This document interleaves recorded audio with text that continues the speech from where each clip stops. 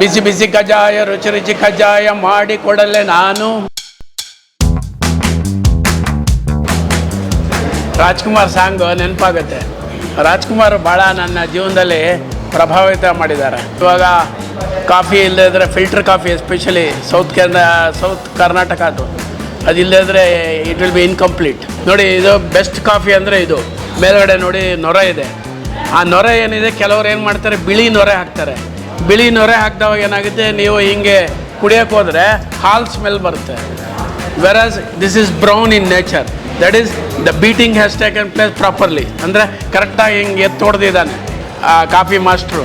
ಹಾಲು ಡಿಕಾಕ್ಷನ್ ಎರಡು ಕ್ಲೀನಾಗಿ ಮಿಕ್ಸ್ ಆಗಿ ನಮಗೆ ನೋಡಿ ಈ ಥರ ಬಂದಿದೆ. ಇವಾಗ ನಾನು ಹಿಂಗೆ ಮೂಗತ್ರ ಇಟ್ಕೊಂಡ್ರೆ ನನಗೆ ಕಾಫಿ ಸ್ಮೆಲ್ ಬರುತ್ತೆ ಘಮ್ ಅಂತ.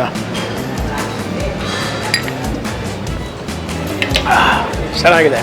ಕಾಫಿ ಹಾಲು ತುಂಬ ದಪ್ಪ ಇರಬೇಕು ಅಂತಾರೆ ಕೆಲವರು. ತುಂಬ ದಪ್ಪ ಇದ್ದರೆ ಏನಾಗುತ್ತೆ, ಮಿಲ್ಕ್ ಪ್ರಿಡಾಮಿನೆಂಟ್ ಆಗಿಬಿಟ್ಟು ಕಾಫಿ ಟೇಸ್ಟ್ ಬರಲ್ಲ. ಅದು coffee if you want to really have bitter taste, ಕಾಫಿದು ಕಹಿ ಅನುಭವ ಬರಬೇಕು, ಅದು ಚೆನ್ನಾಗಿರಬೇಕು ಅಂತಂದರೆ ಹಾಲು ಸ್ವಲ್ಪ ಥಿನ್ನಾಗಿರಬೇಕು. ಅಂದರೆ ಒಂದು 10 ಲೀಟ್ರಿಗೆ ಒಂದು 2 ಲೀಟ್ರು ನೀರು ಸೇರಿಸ್ಕೊಂಡು ಅದರಲ್ಲಿ ಕಾಫಿ ಮಾಡಿದ್ರೆ ನಿಮಗೆ ಕಾಫಿ ಟೇಸ್ಟು ಎನ್ಹ್ಯಾನ್ಸ್ ಆಗುತ್ತೆ. ಬೇಕಾದ್ರೆ ಚೆಕ್ ಮಾಡಿ ನೋಡಿ. Thank you.